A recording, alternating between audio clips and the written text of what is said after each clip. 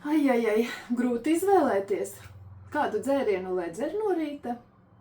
Coca-Colu, boržomi ar burbulīšiem, vai citronu ūdeni, gurķūdeni, detoks ūdeni vēl sauc, vai ābolu etiķi ūdeni, tēju, smaržīga, garšīga, vai pupiņu kafiju, varbūt dzīvo kakao, vai vienkārši ūdeni.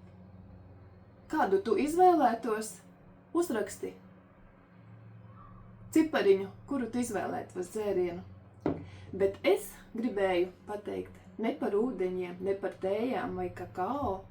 Es gribu pateikt un aicināt uz organisma attīrīšanas mini kursiņu 5 dienu bezmaksas, kurā uzzināsi gan par šiem dzērieniem, kuru izvēlēties, kuru neizvēlēties, gan daudz vairāk par visu organismu attīrīšanu.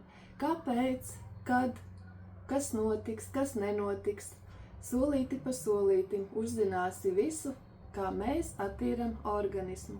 Tās nebūs ūdens vai tējas kūres, tās nebūs badošanās kūres, tās nebūs kaut kādas brīnuma līdzekļu kūres. Mēs jau zinām, ka organisms attīrās pats. Vienkārši vajag viņam palīdzēt, un to tu uzzināsi šajā mini kursiņā, kurš sāksies 20. jūlijā.